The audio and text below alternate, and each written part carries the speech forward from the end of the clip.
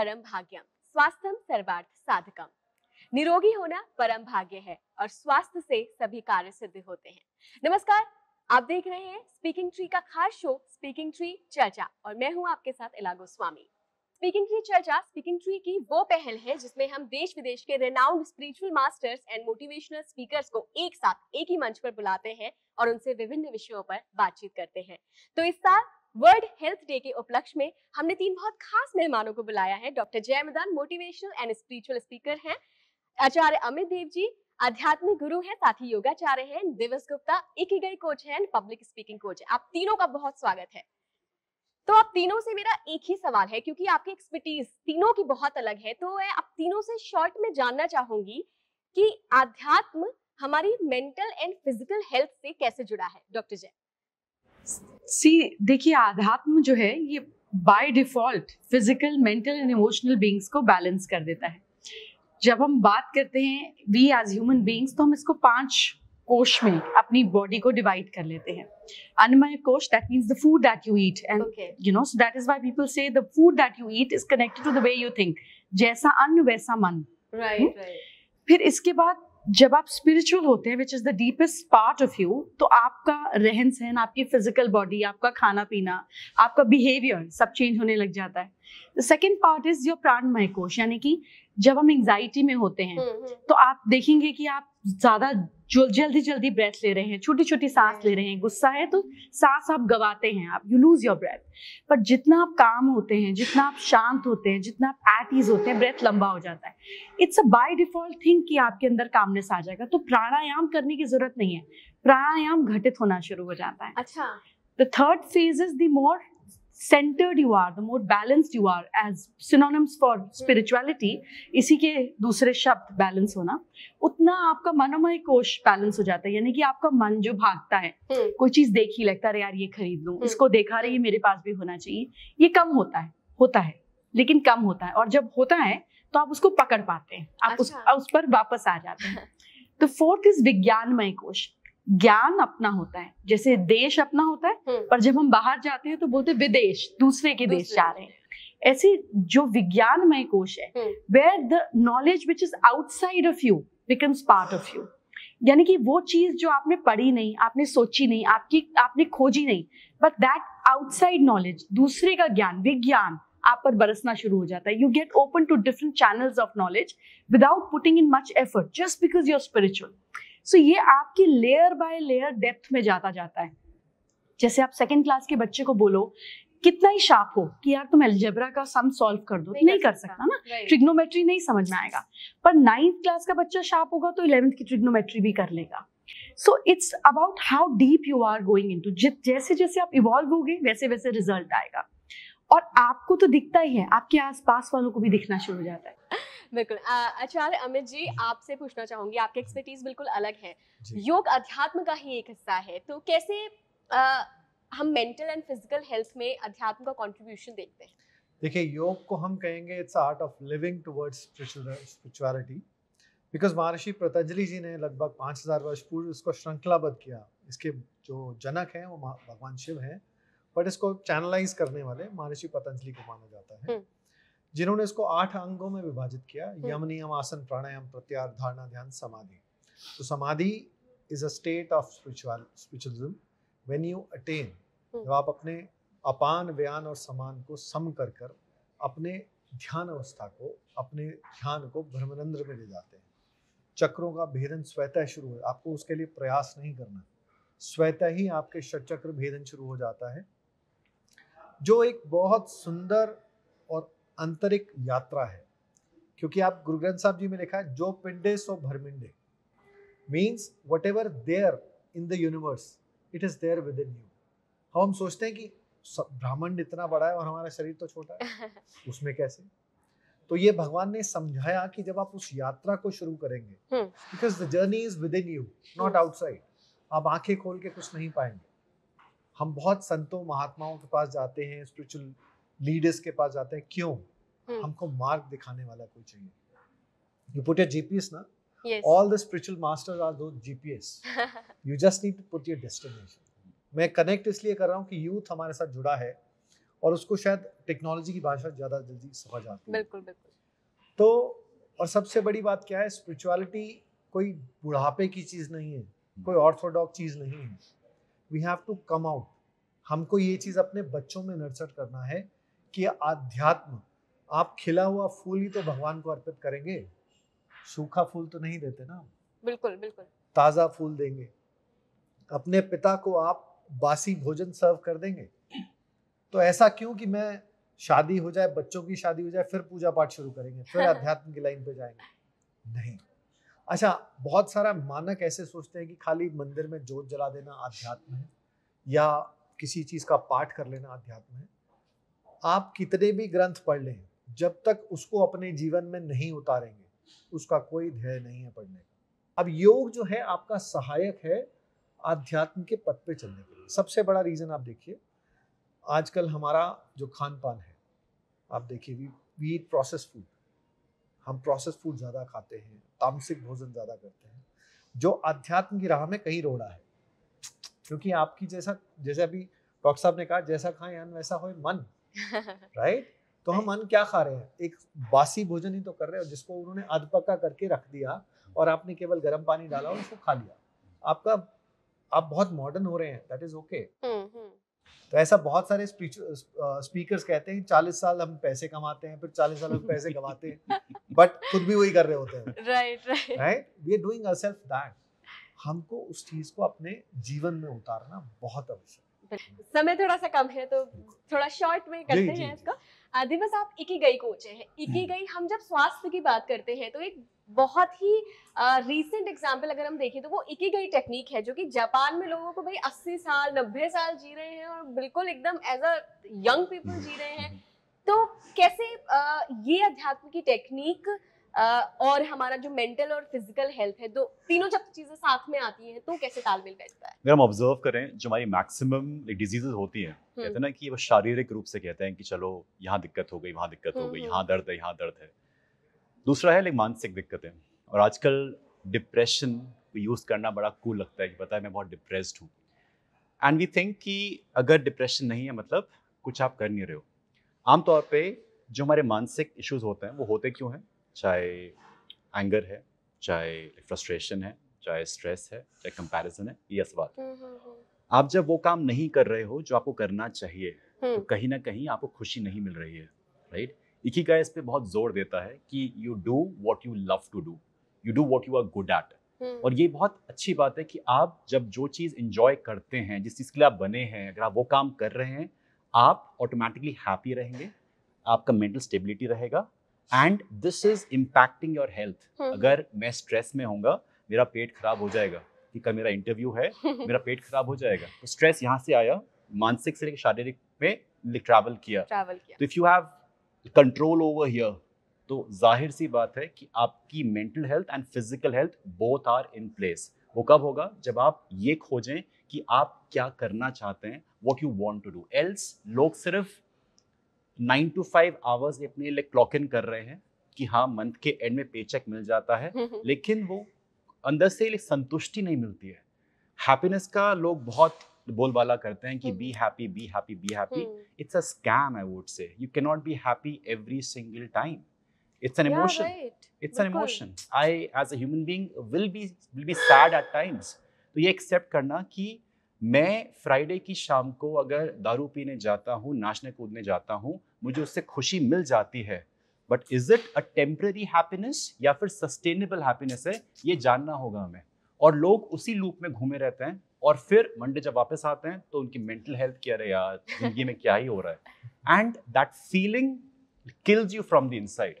तो इकिगाई अगर जो पूरा फ्रेमवर्क है उसे जब कोई समझेगा, he'll be able to figure out what he is meant to do in his life. बिल्कुल। मुझे अगला सवाल आपसे है, जैसे कि दिवस ने भी कहा कि जब भी आपको मेंटल प्रॉब्लम्स होती है तो वो आपकी फिजिकल फॉर्म में दिखने लगती हैं। तो इसी मेंटल प्रॉब्लम के बारे में बात करना चाहूंगी।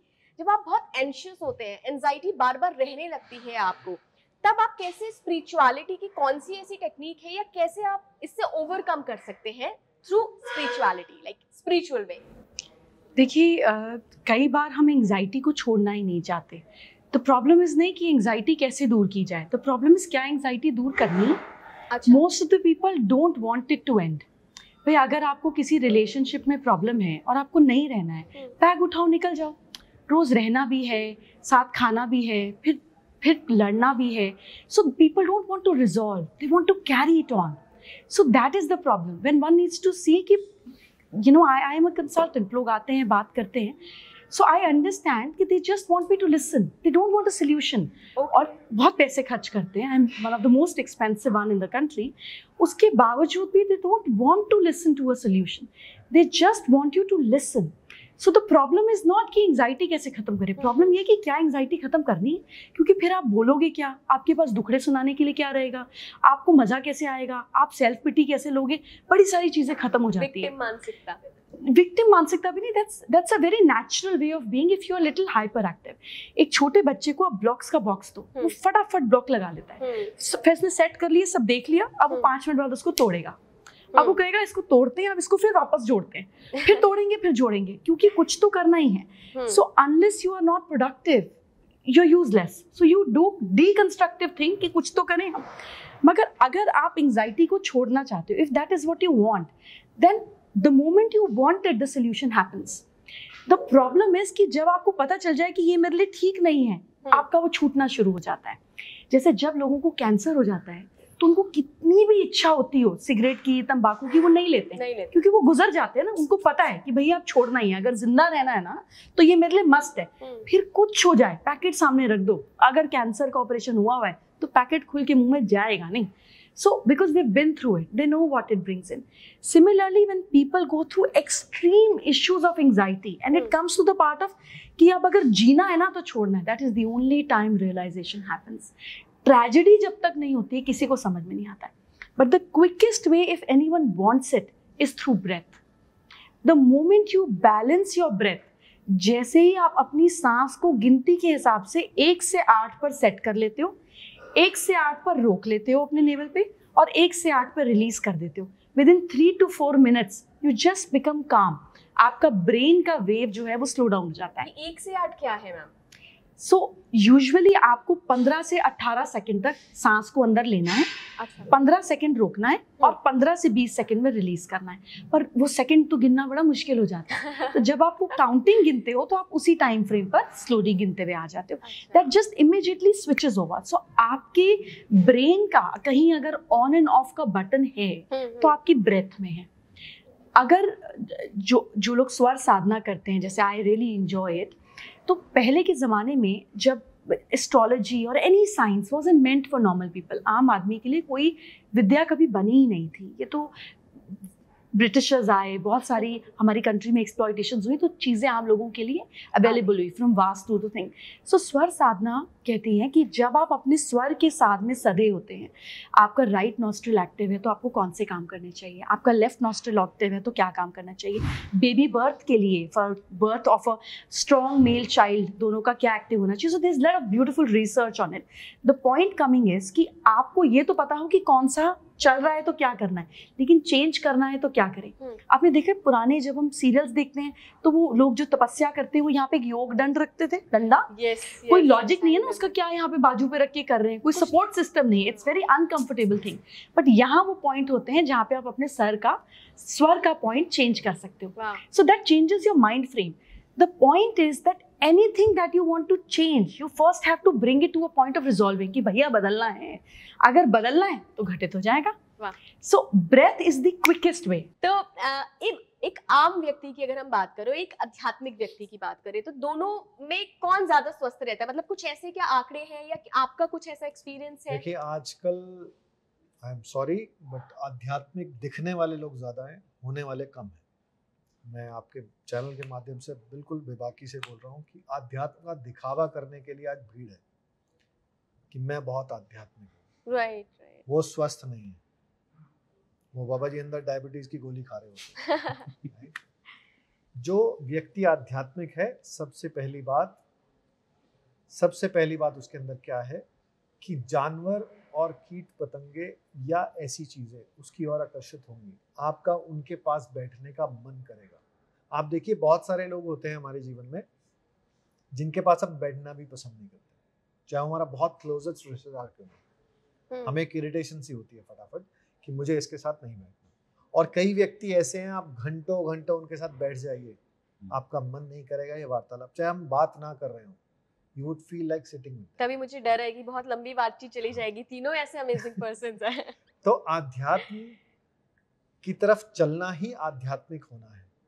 आध्यात्म मतलब आप किसी प्रॉब्लम में हो तो आध्यात्म एकदम से नहीं आ जाएगा, इट्स अ कंप्लीट जर्नी।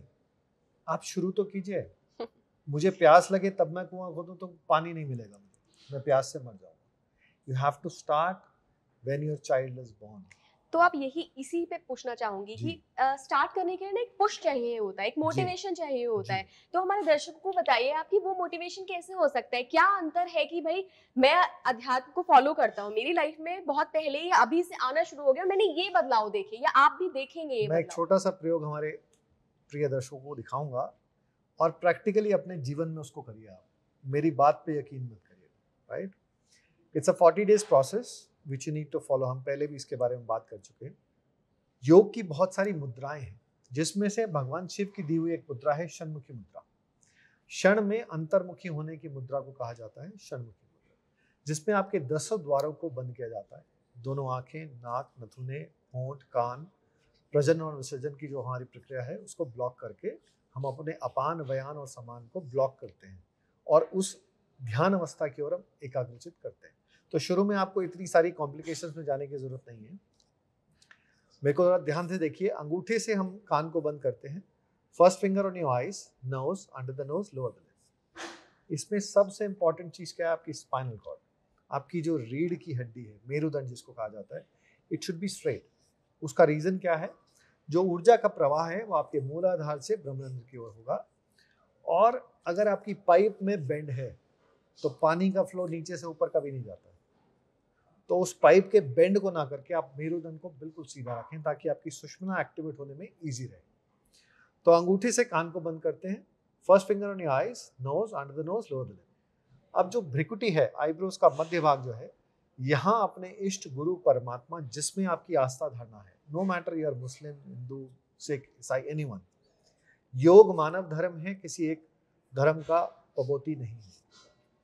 तो इसको अपनाइए और देखिए। और अगर आप किसी निराकार रूप की पूजा करना चाहते हैं तो have a white canvas, black spot यहाँ पे देखिए। मेन क्या है? आपको कंसंट्रेशन लेवल अपना इंक्रीज करना है और धीरे धीरे साथ साथ आप, जैसे डॉक्टर साहब ने बताया कि श्वास के ऊपर कंसंट्रेट करना है आपको। कैसे श्वास जा रहा है अंदर, कैसे वो अंदर रुक रहा है और कैसे बाहर आ रहा है, इसको ऑब्जर्व करना है। ओम का उच्चारण करने की विधि है जो लोगों को नहीं आती। आप अपने कंठ का प्रयोग करते हैं उनके लिए। ओम कंठ के प्रयोग से नहीं करना। आप श्वास को भरेंगे नाभि मंडल तक, 1:8 जैसे बताया। श्वास को भरिए, उसी श्वास के द्वारा आप ओम का उच्चारण करेंगे। एक बार हम कर लें क्या? बिल्कुल कर सकते हैं क्या? बिल्कुल कर सकते हैं। चलिए श्वास भरेंगे सब नाभि मंडल तक।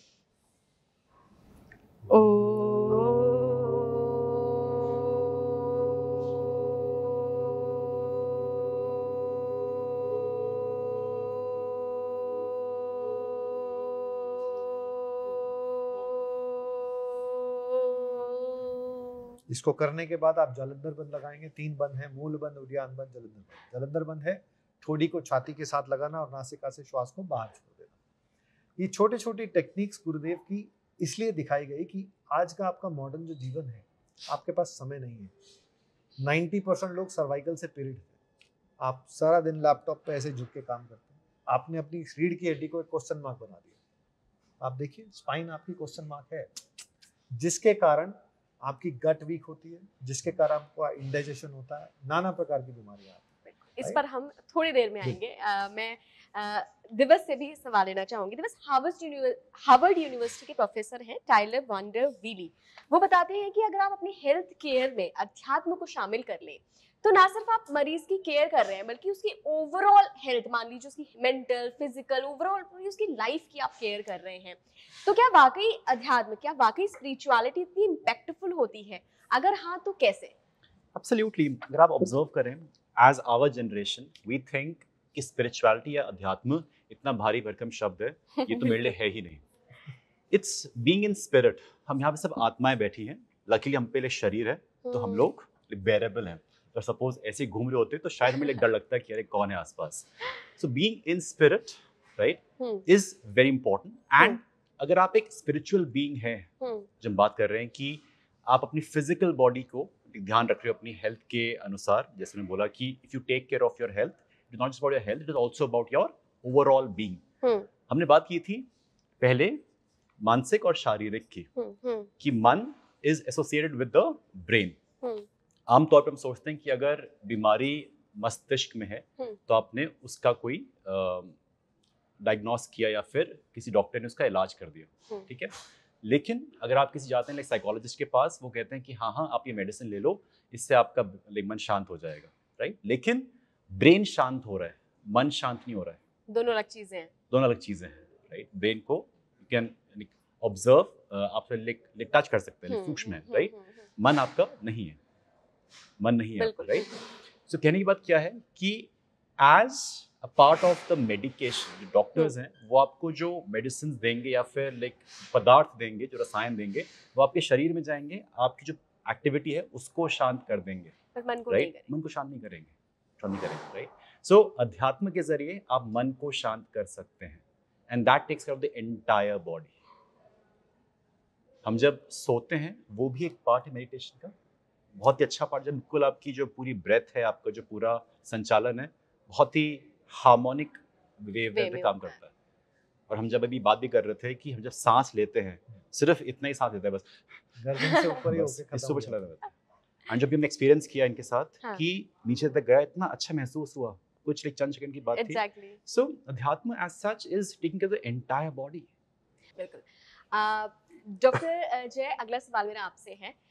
हमारी जो जितनी महिलाएं हैं वो अक्सर इतना काम में बिजी होती है, अगर वो हाउसवाइफ भी है, अगर वर्किंग भी है, तो दोनों लाइफ बैलेंस नहीं कर पाती. ऐसे में रिश्तेदार ने ये कह दिया, पड़ोसी ने ये कह दिया, मुझे तो इस बात से दिक्कत हो गई. कई बार इतना मेंटल लोड हो जाता है कि हमारे पास कोई टेक्निक ही नहीं होती कि उस मेंटल लोड को हम कैसे रिलीज करें.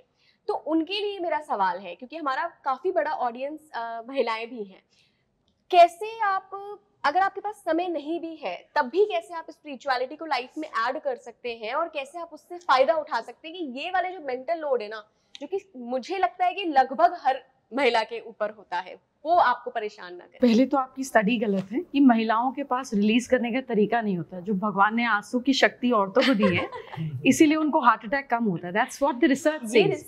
क्योंकि वो तो निकाल देती हैं, बेचारे आदमियों को ज्यादा जरूरत होती है. क्योंकि आप अगर आप कोई प्रॉब्लम है बता दिया तो आपकी मुसीबतें बढ़ेंगी उस पॉइंट से, घटेंगी नहीं.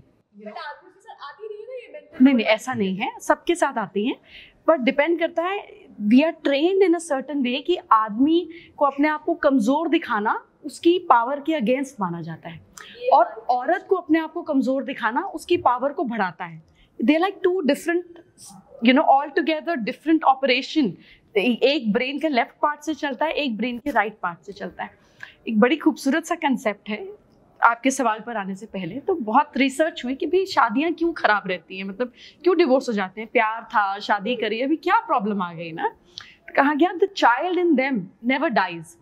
तो आदमी जो होता है वो जब छोटा बच्चा होता है तो वो खिलौने से खेल रहा होता है, अभी उसके खिलौने खत्म भी नहीं किए होते कि उसके हाथ में बुक्स पकड़ा दी जाती है. He is not ready to leave that. वो अनलिव्ड पास्ट रह गया. वो बच्चियां जो डॉल्स के साथ खेल रही थी वो छुड़वा दिया और बुक्स दे दी गई और पढ़ो. तो जब शादी हो जाती है, जब उनको लगता है कि अब ये मेरी चीज है, अब मेरा इसके ऊपर राइट है, तो बच्चे को, एक मेल चाइल्ड को जब खिलौने दो तो वो फर्स्ट क्लास खिलौने को देखता है, चलाता है, खोल देता है, सारे अंजर पंजर अलग करके छोड़ देता है, फिर उसको जोड़ने की कोशिश करता है. अभी खिलौने वहां कैसे जोड़ेंगे, तुम मैकेनिक तो हो नहीं. तो सब कुछ बिखरी रह जाती है. अपने रिलेशनशिप में भी मेल्स ऐसे ही करते हैं. अच्छा. सब कुछ ठीक चलता है, पहले एंजॉय करते हैं, फिर कुछ ऐसा कर देते हैं कि सब खराब हो जाए. अंजर पंजर अलग कर देते हैं, फिर ठीक करने की कोशिश करते हैं. अब वो कैसे होगा. और फीमेल्स जो डॉल्स को अगर आप देखिए खेलते हैं तो they are very strongly dominated with dolls. अब तुम सो जाओ, चलो चलो उठने का टाइम हो गया, अरे अब स्कूल जाना है, अब खाना खाओ, अब तुम वापस सो जाओ, अब तुम्हारी शादी होगी, तुम कपड़े पहनो. सो वो जिंदगी भर अपने मेल पार्टनर को ऐसे ही चलाना चाहती है कि अच्छा अब तुम सो जाओ, आज हम पार्टी पे जाएंगे, आज मेरा मन नहीं है जाने का. So hence the unlived part takes over. So it's individually there for every person also. But the point is कि जितना आप ज्यादा काम में बिजी हैं उतना ही ज्यादा आसान होता है आपके लिए स्पिरिचुअल चीजों में उतरना। The problem with us is that कि हमको लगता है इससे मिलेगा क्या, एंड एक बड़ा ही वहम हो गया। जो हिंदुइज्म था उसमें स्पिरिचुअलिटी को मटेरियलिस्टिक चीजों के साथ में रस के देखा गया, है ना। बहुत सारे देवी देवताओं की 2 शादियां हुई, कोई लॉजिक नहीं है पर की गई। ऋषि मुनियों के पास कामधेनु थी, wish fulfilling cows to give them everything. तो हमारे यहाँ पर स्पिरिचुअलिटी को एक संपूर्णता के साथ देखा गया, प्लेजर्स बट विद डिटैचमेंट। माँ लक्ष्मी पैसे पर है, कीचड़ में है, लेकिन कमल के ऊपर है, untouched by it. So the concept was very clear. कोई भी एनलाइटेंड मास्टर गरीब पैदा नहीं हुआ, सब राजा पैदा हुए, from Krishna to Ram to Guru Nanak rich family to Buddha to Mahavir, all kings. Hence there was no problem. The problem came in जब स्पिरिचुअलिटी को रिनंसिएशन के साथ छोड़ा गया। तो जैसे ही गौतम बुद्ध पैदा हुए, द कंसेप्ट बिकेम इन कि एस्ट्रोलॉजर को बुलाया गया कि बड़े सालों बाद हमारे घर में बच्चा हुआ है, देखो पैर देखा गया और कहा गया कि ये तो ईश्वर का स्वरूप है, इसने तो एनलाइटन होने के लिए जन्म लिया, ये तो बहुतों को तारेगा लेकिन ये संसार छोड़ देगा। Hence the fear came in. So Gautam Buddha, Siddharth was given so much of pleasures, so much of women, so much of beauty around him कि कभी बाहर की दुनिया दिखाई नहीं गई। सो स्पिरिचुअलिटी को रिनंसिएशन के साथ जब जोड़ दिया जाता है तो हमें लगता है नहीं हमारा बच्चा नहीं जाए, नहीं हमारा बच्चा नहीं जाए, क्योंकि हमें लगता है वो छोड़ देगा ना, वो पढ़ाई करेगा, वो घर बार छोड़ देगा, वो शादी नहीं करेगा, वो बच्चा नहीं करेगा, तो रोका गया स्पिरिचुअलिटी से। So every child was initially trained, तभी तो गुरुकुल भेजा जाता था ना कि आप जाओ पढ़ो और सारी चीजें सीखो, that how you have to be in your 20s, in your 40s, in your 50s, in your 60s. The system became wrong because सबको लगा कि ये छोड़ देगा। Renunciation has no attachment and no connection with spirituality. जितने ज्यादा आप spiritual होते हैं उतना ज्यादा लोग आपको देते हैं। अब आप मंदिरों में भी तो जाकर अपना 1/10 हिस्सा सबसे प्रॉस्परस मंदिर में चढ़ाते हैं, पर अपने पास वाले मंदिर जाते हैं तो 50 या 10 का नोट ढूंढते हैं। जब आप तिरुपति बालाजी जाते हैं तो आप 2000 रुपए के 2 नोट निकाल लेते हैं जेब से। तो prosperity attract spirituality. This is simplicity से जब हम इसको समझते हैं तो उतना ज्यादा आप डिटैच्ड होके मजे करने लग जाते हैं, you enjoy. So the purpose is not कि आपको खाली होना है स्पिरिचुअल होने के लिए, पर्पस इज कि स्पिरिचुअल होना है डिस्पाइट ऑफ जो आप कर रहे हैं। आप टीवी देख रहे हो, सास बहू का शो देख रहे हो, इमीडिएटली अपने फोन पर अलार्म लगाओ हर 1 घंटे बाद। जैसे 2:10 बजे आपको इमीडिएटली एक अलार्म बजे और आपको याद आ जाए, स्नूज बटन दबाते ही मुझे जो काम कर रही हूँ इमीडिएटली छोड़कर 10 सेकंड के लिए आंख बंद करके अंदर से कनेक्ट से अटैच हो जाना है to anybody that I believe in. पेड़ पौधा, पीपल का पेड़, श्री राम, कृष्ण, गौतम बुद्ध, ब्ला ब्ला, whatever it is. So the moment you train your brain to detach at the right moment, you become spiritual. आप खाना बना रहे हो, 10 सेकंड का ब्रेकअप ले सकते हो, आप फोन भी तो उठाने जाते हो। सो आप अपने सिस्टम में इसको इनकॉर्पोरेट कर दो। ब्रिंग इन अलार्म्स, आप क्लब में हो, रात को 12:10 का भी अलार्म लगाओ। In between with a wine in your hand and fancy dress and loud music, sit down for 2 minutes or 1 minute or half a second or 10 seconds and just say, I am connected. Thank you, Lord. You've given me so much. What a beauty I'm experiencing. Thank you. This is just 10 seconds job, but you immediately get back to it. And this is not something coming out of me. This is out of my experience. I usually never go for New Year's party. Usually मेरा 31 दिसंबर जो है वो मंदिर में या गुरुद्वारे में मैं जाप करके निकलती हूँ। पर इस साल मेरी बेटी 18 साल की हो गई and you no and I am not a rigid person, जहाँ मर्जी ले जाओ। सो एनीवेज ले गए क्लब में पार्टी में, शाम 12 बजे मैंने कहा मैं सबको 12:05 पे विश करूंगी। 12 बजने में 5 मिनट में मैं बैठ गई, वही भीड़, music, loud music, and I was wearing a short dress by the way.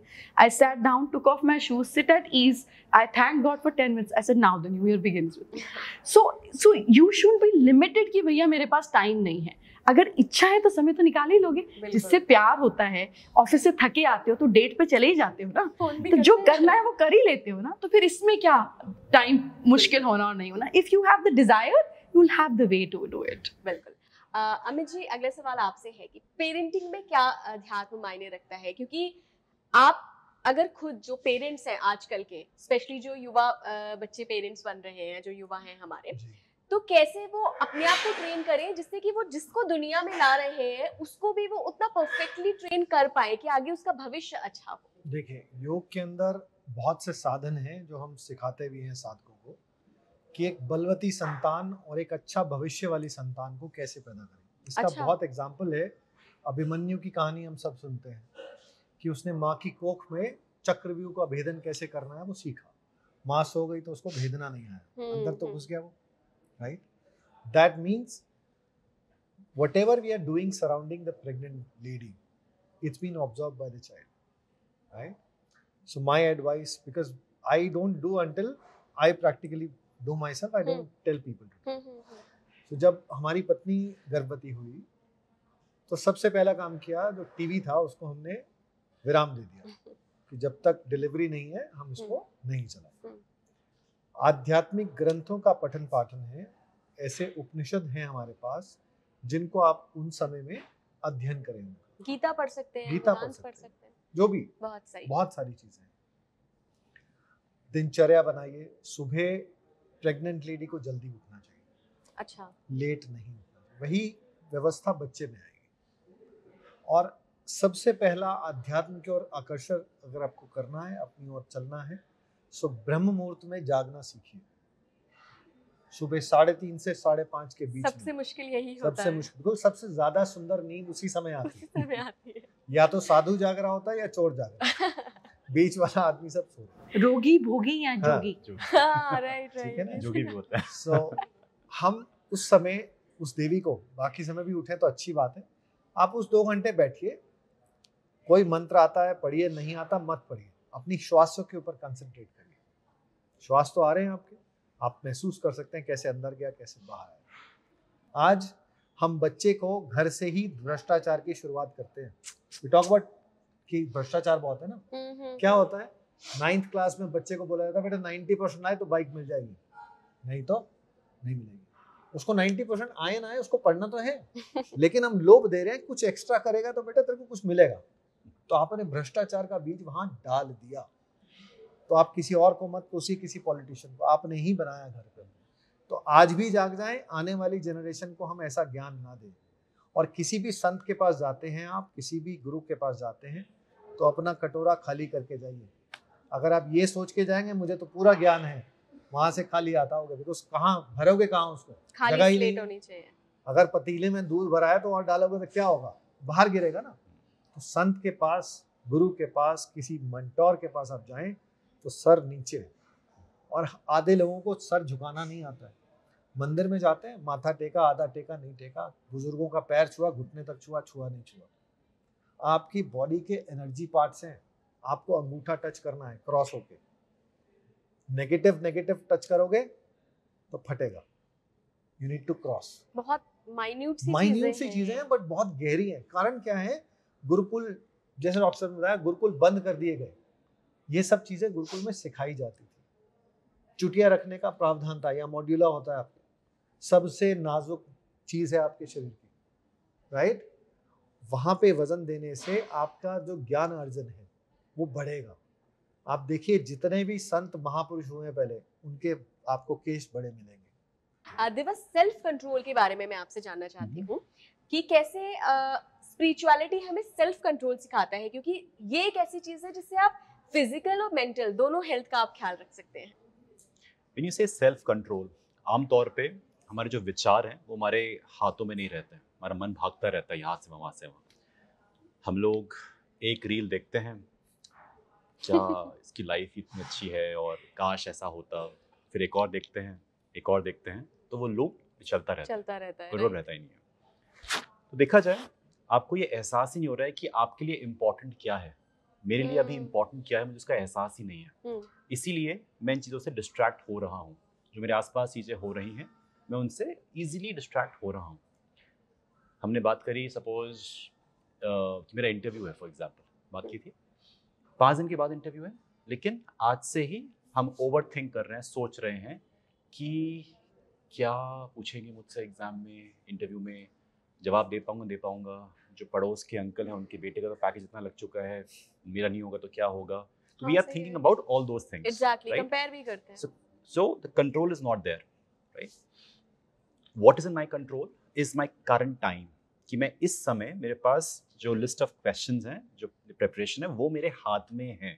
So basic बात है, draw a circle and write down whatever things you can control. That's it. And उसके बाहर जो चीज़ आप कंट्रोल नहीं कर सकते, that is acceptable. The challenge is, as ma'am said, when you try to control the other person also, वहाँ भी दिक्कतें आती हैं. In case of relationship as well, वहाँ भी जब किसी को कंट्रोल करते हैं तो इंसान दे रिटेलिएट कि नहीं करेंगे. So if you trying to control everything, be it in any relationship, professional, personal और इवन सेल्फ, काम नहीं करेगा. So look at things which you can control. उसके बाहर चीजें मेरे बस में है नहीं. जैसे क्या क्या हम कर सकते हैं अगर आपसे पूछूं? ओके, मेरा आपकी तरफ बर्ताव, मेरा बिहेवियर, जो मैं शब्द यूज करने वाला हूँ आपके लिए, वो मेरे हाथ में है. मैक्सिमम टाइम्स लोग ये चीज़ भूल जाते हैं और उस मोमेंट पे कुछ भी बोल जाते हैं. वो कंट्रोल उनका रहता ही नहीं है. लोग कहते हैं कि अरे यार गुस्सा आया था, मैंने बोल दिया, एंड देन दे रियलाइज कि काश ना बोलता, क्योंकि सेल्फ कंट्रोल नहीं है. एग्जैक्टली. उनको एहसास ही नहीं हो रहा है कि वो किस शब्दों का चयन कर रहे हैं. लोग कुछ भी बोल जाते हैं ना, कि ये कंट्रोल है ही नहीं उनकी जुबान में. When you understand that this is important for me, you will not be distracted by anything else. आपका कंट्रोल रहेगा अपने समय पे, अपने काम पे. आप ऑब्जर्व करना, आप जब वो काम कर रहे होते हो जिसको आपको बहुत मजा आता है, you are in that flow state, आप बिल्कुल तल्लीन हो, इमर्स्ड हो, उस समय आपको कुछ भी डिस्ट्रैक्ट नहीं करता है. अगर आपको पहले गाने का शौक है, आप गाना गा रहे हो 1 घंटे 2 घंटे तक, आपको फर्क ही नहीं पड़ रहा है कि आसपास क्या हो रहा है. So in a certain way, when you are immersed, अगर आप तल्लीन होंगे तो आपको किसी भी चीज़ से डिस्ट्रैक्शन नहीं होगी. सेल्फ कंट्रोल तब आएगा when you are doing what you really love to do. Observe करिएगा, कभी भी कर लीजिए. सपोज अगर आप ये इंटरव्यूज देती हैं, वक्त कब बीत जाएगा आपको एहसास ही नहीं होगा, क्योंकि you are enjoying that process. वो फ्लो बना हुआ है, फ्लो सेट रहेगी आपकी. डॉक्टर जय, आपसे मेरा अगला सवाल है कि स्पिरिचुअलिटी हमें लाइफ पर्पस ढूंढने में मदद करता है. हम कौन है, हमारा अपना सेल्फ क्या है, रियलाइजेशन कराता है. और जब ये रियलाइजेशन होता है तब हमारा जो कॉन्शियसनेस है, जो हमारा चेतना का स्तर है, वो बढ़ता है. तो क्या वाकई एक स्पिरिचुअल पर्सन की कॉन्शियसनेस जो होती है वो ऊपर उठ जाती है, और अगर उठ जाती है तो क्या मतलब है इसका, कैसे हम कॉन्शियसनेस को समझ सकते हैं? ये बहुत ही बोरिंग कंसेप्ट होता है. जो लोग इस तरह से आते हैं कि मेरा लाइफ का पर्पस क्या है कि मैं ढूंढूं, इतना टाइम किसके पास है, कौन सोचता है ऐसे. आम प्रॉब्लम ही नहीं खत्म होती कि लाइफ पर्पस खत्म हो. हाँ, थोड़े लाइफ में झटके मिले हो, थोड़ा अकेलापन हो, थोड़ा बोरियत हो, कुछ समझ में ना आए, तब ये सवाल उठता है कि यार मेरी लाइफ का पर्पस क्या है. ये बड़ा ही इवॉल्व्ड क्वेश्चन है जो सबके मन में नहीं उठता. And spirituality is a phase where it is evolve for everyone. जैसे हम बोलते हैं कि डेस्टिनी का क्या रोल है, किस्मत का क्या रोल है, कि अगर हमारा तकदीर और तब्दीर, वर्सेस तब्दीर मीन्स योर एफर्ट्स एंड तकदीर मीन्स योर डेस्टिनी. तो अगर सब कुछ डिस्टाइंड है तो मेरा एफर्ट क्या है, मैं करूँ ही क्यों. और अगर मेरे एफर्ट से सब कुछ बदल सकता है तो फिर मेरे कंट्रोल में कोई चीज क्यों नहीं आती. So spirituality comes in where you lose control or where you cannot control, where you given and you say कि यार what is working beyond me. It could be good, it could be bad. Usually bad circumstances पे ही शुरू होता है, अच्छे पे बड़ा rare part start होता है. और जिनका अच्छे पर शुरू होता है वो एक पॉइंट पर जाकर लाइफ में मिड लाइफ क्राइसिस कहते हैं, उसको ड्रॉप कर देते हैं और कहते हैं मैं इसकी उल्टा करके क्यों ना देखूं जैसे सब चल रहे हैं. सो it is not a path जो स्ट्रेट है, बिल्कुल नहीं हो सकता, संभव ही नहीं है. क्योंकि जो आदमी स्पिरिचुअल होता है, जब वो नॉन स्पिरिचुअल आदमी को सक्सेसफुल प्रॉस्परस दिखते तो कहते हैं यार वो क्या कर रहा है, मैं क्या कर रहा हूँ, उसके साथ क्या हो रहा है, मेरे साथ क्या हो रहा है. So it's not an easy path. It's not something कि भैया एक बार दिमाग में थॉट आ गया, पर्पस पता चल गया और ये चलो हमारी जिंदगी. It doesn't happen like that. It is a process. It's each day different. Some days a spiritual person is also not spiritual. You have to adjust, accept कि नहीं होगा आज, ये नहीं होना आज, छोड़ दो. And sometimes a non-spiritual person is also spiritual. And as and when you grow, you realize that it is happening beyond you. So spirituality does nothing except to open your sense organs towards sensitivity. आप वो समझना शुरू कर देते हो जो बिल्कुल बारीक है. आप वो देखना शुरू कर देते हो जो बिल्कुल बारीक है. जिंदगी में जितनी हाईली पेड जॉब्स हैं वो सिर्फ सेंसिटिव लोग कमा पाते हैं. If you are highly intelligent of creating which is beyond you. Steve Jobs ने iCloud क्रिएट किया, revolution.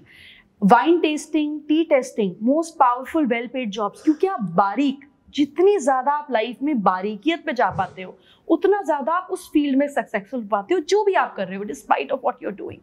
So spirituality only awakens every cell of your to become more sensitive. आपको छोटे छोटे साइन समझ में आ जाने पड़ते हैं. सबके मोबाइल पे घड़ी है, आधे लोगों को समझ ही नहीं आएगा कि मेरे दिमाग में ये क्वेश्चन चल रहा था और मुझे तो अचानक 1 दिख गया. इसका क्या मतलब है? कुदरत तो बोल ही रही है, आप सुन रहे हो. इसको एस्ट्रोलॉजी में और हिंदुइज्म में शकुन शास्त्र भी कहा गया, जिसको आज के टाइम में हम सुपरस्टिशन बोलते हैं कि अरे बिल्ली रास्ता काट गई सब खराब हो जाएगा. That wasn't the purpose. तब तो रोडे नहीं थी, उसका अलग पर्पस था, बिल्ली का अलग पर्पस था. It was all different synonyms. The point was to just create more awareness within you. क्या आप वो समझ पा रहे हो जो आपको बताया जा रहा है? अमित देव जी, योग की कौन सी प्रैक्टिस है जो आप बताना चाहेंगे दर्शकों की कि वो अपनी डेली की जो रूटीन है उसमें जरूर शामिल करें? अगर बहुत कुछ बड़ा नहीं कर पा रहे हैं तो छोटी सी कोई प्रैक्टिस है. जी देखिए, अध्यात्म की बात करते हैं तो सबसे पहले आपको ध्यान करना है कि आप क्या खा रहे हैं. सबसे पहले कोशिश कीजिए आप शाकाहारी बने. Reason, it's not that we just talk about cruelty here. Things which you can eat raw, you can eat cooked also, right? Things you can not eat raw. आप मीट को रॉ खा के दिखाइए, you will puke in 2 minutes. आप नहीं खा पाएंगे उसको. तो सबसे पहली बात, इमोशनलेस खाना है. अब कई लोग बोलते हैं प्लांट्स भी लिविंग बीइंग्स है, right? We agree with that. But वो इमोशंस जो एक पिता पुत्र के या पिता पुत्री के हैं वो प्लांट्स में नहीं होते, right? So you need to understand, अगर आपकी जबान के स्वाद के लिए किसी का कत्ल हो रहा है, शमशान घाट से आते हैं ना, 2 बार स्नान करते हैं लोग, राइट? कि नहा लो भैया, वहां के जम्स आ जाएंगे. आपने अपने घर को शमशान घाट बना रखा है. वो मीट आप फ्रिज में ही तो रखते हैं. What is that? You need to waken up. And secondly, एक रिक्वेस्ट मेरी बहनों से, माताओं से और उनके हस्बैंड से भी या उनके पिता से, आर्ग्यूमेंट्स को हारना सीखिए. आपका रिश्ता जो टूटने की कगार पे है मजबूत हो जाएगा. आर्गुमेंट्स जीतना आपके रिलेशनशिप का पतन है. समझिए सामने वाला उस पोजीशन में है तो किस कारण से है. ताली एक हाथ से तो नहीं बजी. कहीं ना कहीं तो मैं भी गलत रहा हूँ. अगर मैंने आपको 1 बोला तो आपने 4 बोले. वो बोलते बोलते वो माउंट एवरेस्ट बन गया पूरा सारा. और एंड ऑफ द डे अगर आप उसको इम्प्रोवाइज करें, अपने अंदर झांकें, तो यू विल पिटी ऑन कि हम किस बात पे आर्गुमेंट कर रहे हैं कि टॉवल यहाँ गीला क्यों रख दिया तुमने, या बच्चे को लाने में लेट हो गए. आप अपना थोड़ा काम कम कीजिए देवियों. विमेन लिबरेशन के चक्कर में आपने अपने सिर के ऊपर ज्यादा बोझ डाल दिया है. आज आप सब दर्शक हैं, जरा अपने आप को सोचिए कि हस्बैंड वाइफ दोनों जॉब कर रहे हैं. कितने लोग घर में आके पति भोजन बनाता है और पत्नी नहीं. सोचिए, फिर जॉब के बारे में सोचिए. आप अपने, I am not against your study, against your working, but आपका शरीर है जिसको भगवान ने स्वयं 5 दिन का रेस्ट दिया है, right? Monthly cycle is there, you take rest, right? So भगवान, आप समझिए, भगवान शिव शव हैं बिना माता के. अगर ई की मात्रा निकाल दें, जिसको स्त्री बोलते हैं, तो शिव भी शव है. आप और मैं तो हैं क्या चीज. तो आज के कार्यक्रम में मेरे ख्याल से ये ही हमारा प्रण होना चाहिए कि पहला आर्ग्यूमेंट छोड़ें, दूसरा शाकाहार अपनाएं, तीसरा योगी बने, सहयोगी बने और समाज के लिए उपयोगी बने. जो आपने कहा ना, इसे ऐड करना चाहूंगा कि आर्ग्यूमेंट्स नहीं होने चाहिए. अंबर साहब ने बहुत अच्छा कहा है. होंगे तो सही. नहीं, होंगे. जो अंबर साहब ने बहुत अच्छा कहा है कि मुश्किल को समझने का तरीका निकल आता, तुम बात तो करते, कोई रास्ता निकल आता. लोग बात ही नहीं करते हैं. और अक्सर गिला शिकवा रहती है, तो कहते हैं कि आएगा कोई चाहने वाला, कभी नहीं. होगा मेरे घर में उजाला, कभी नहीं. मोती नहीं मिले ये शिकायत तो खूब की, तुमने समुद्र को खंगाला, कभी नहीं. चश्मे बदल बदल कर देखा दुनिया जहां को, यार दिख नहीं रहा है, मतलब कि ये गलती उसमें है, ये गलती उसमें है. चश्मे बदल बदल कर देखा दुनिया जहां को, तुमने आंख से जला हटाया, कभी नहीं. आएगा कोई चाहने वाला, कभी नहीं. That's how people think. We find faults in other people कि गलती उसकी है. अरे साफ तो करो, दिख जाएगा सब कुछ. And that's like so true. Yes. Very very well said. हम लोग दूसरे को बदलना चाहते हैं, खुद इम्प्रोवाइज नहीं होना चाहते. वो बदले, मैं नहीं. कैसे होगा? आपका भी कुछ कहना है? नहीं, सब कह ही दिया। मुझे ऐसे लगता है कि खैर जहाँ तक कि औरतों का काम करने का सवाल है, तो मुझे लगता है कि जैसे हम मल्टीटास्किंग देखते हैं, भगवान के हाथ 6 और 8, उसका कोई लॉजिक नहीं है। The logic is when you mindfully do everything, it comes to a point of perfection where time is reduced. So अगर आप माइंडफुल हैं तो आप घर, बच्चा, परिवार सब साथ में चला सकते हैं, और आपको ये ज़रूरत भी नहीं रह जाती कि मेरा कोई कितना हाथ बटा रहा है, because you perfect in it, like this in it. So mindfulness is the key. और शरीर तो जितना डलवाओगे उतना काम कर ही लेगा, you know, it's a mechanism. और 5 दिनों का रेस्ट तो इसलिए दिया था क्योंकि तब उतनी फैसिलिटी नहीं थी। आज उतना पेन भी नहीं है, उतना प्रॉब्लम भी नहीं है, और उतना रेस्ट भी नहीं है, और उतनी ज़रूरत भी नहीं है। It's just like a simple cycle, you know, which doesn't affect most of the people now. To some it does, but otherwise it was more on hygienic purpose than any other purpose. बाकी मुझे ऐसा लगता है कि काम तो हर औरत को करना चाहिए। हमारे देश में अगर 42% के आसपास औरतें हैं, तो इतनी हमारा फाइनेंशियल ग्रोथ बढ़ सकता है अगर औरतें काम करें। और अगर औरतें काम करती हैं तो आपका आधा सप्रेशन खत्म हो जाता है। झगड़े तो होते हैं लेकिन बराबरी के होते हैं। मतलब आपको इसलिए नहीं रिश्ता निभाना पड़ता कि मैं कहाँ जाऊंगी, आप इसलिए रिश्ता निभाते हो क्योंकि प्यार है या बच्चे हैं, व्हाटएवर, बट दबने की जरूरत नहीं रह जाती। सो पैसे के बिना लिबरेशन नहीं संभव है, तो काम तो हर औरत को करना चाहिए। पर मैम, पैसा आने के बाद भी कई चीजें हम देखते हैं, और इनफैक्ट इंडियन सोसाइटी अगर हम बात करें, हम आधी आबादी तो कह देते हैं, वो आधी आबादी में से आधी महिलाएं पैसा भी कमा रही हैं, लेकिन माइंडसेट कहीं ना कहीं फैमिली का एंड हस्बैंड का बदलना भी बहुत जरूरी है। नहीं, माइंडफुलनेस तो, और माहौल तो तब बदलेगा जब पहले आप बदलोगे। अगर स्पिरिचुअलिटी आती है ना, औरतों की प्रॉब्लम तो सास क्रिएट करती है ना, ससुर थोड़ी ना बताता है क्या करो। सो that is something which is on more the human level. But the point is, जब आप फाइनेंशियली इंडिपेंडेंट हो जाते हो तो आप बोल पाते हो, आपको मायके जाने की जरूरत नहीं पड़ती। It's a very very mental relieving point कि मैं कहाँ जाऊँ, यू नो। सो वो इश्यू खत्म हो जाता है। तो if you are not doing anything, then definitely you need to work. जब एसमीज औरत पीछे कपड़ा बांध के, बच्चे को डाल के चाय के बागान में तोड़ सकती हैं, तो पढ़ी लिखी औरत क्यों नहीं कर सकती? बिल्कुल बिल्कुल। So before investing on your child, you have to invest on yourself, क्योंकि इवेंचुअली यही आपके काम आना है। बच्चे तो अपने अपने यू नो उसमें नेस्ट में चले जाते हैं। It is you left with yourself, so always invest on yourself first. As a male, I feel we have been given a privilege which we don't deserve, right? हमने ऐसा क्या किया है पता नहीं, बट ये समाज कहता है कि अरे भाई आप एक मेल हैं तो आपको एक एडवांटेज मिल जाता है, which is not required as such. कहीं ना कहीं the conditioning plays a very important role. हम लगता है कि being in a patriarchal world, जहाँ पे हमने अपने फादर्स को देखा, फॉदर देखा कि उनकी ऐश थी, गरम गरम खाना, गोल गोल रोटी उनको मिलनी चाहिए, और अगर नहीं मिलती तो फूली भी होनी चाहिए। ये नहीं मिली, फिर से लेके आओ, एंड अच्छा जी। So, as a child, he is observing his dad कि अच्छा यही तरीका है। But then, अगर हम लोग इस जनरेशन में चीज़ समझ पा रहे हैं इस माध्यम से, ask yourself कि क्या ये कंटिन्यू आगे होना चाहिए, नहीं होना चाहिए? Yes, it will be a challenge for the males in specific, क्योंकि आपको एक एडवांटेज मिल रखी है। You have a lady to serve you, but not reciprocated. Unpaid employee. Yes. यही भी वो स्पिरिचुअल माइंडसेट पिक्चर में आता है। मैंने अपने डैड को खुद घर में देखा है, बहुत स्पिरिचुअल है, और उनका जो माइंडसेट, जिस माइंडसेट की आप बता रहे हैं, वो पीढ़ियों से चले आ रहे हैं, बट उन्होंने चेंज किया क्योंकि उनकी लाइफ में बचपन से वो एक समझ और एक वो माइंडसेट था।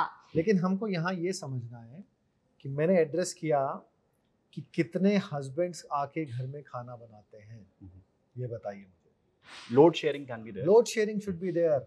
आप दोनों काम कर रहे हैं ना, अकेली देवी नहीं कर रही, अकेली पुरुष नहीं कर रहे। अगर आप दोनों वर्किंग हैं, Why can't you share?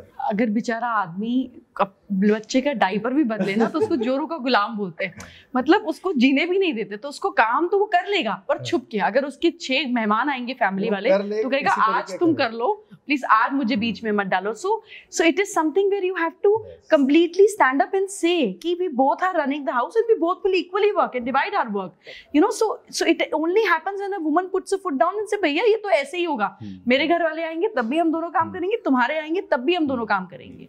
सो वो पावर पैसे से ही आती है। बिल्कुल।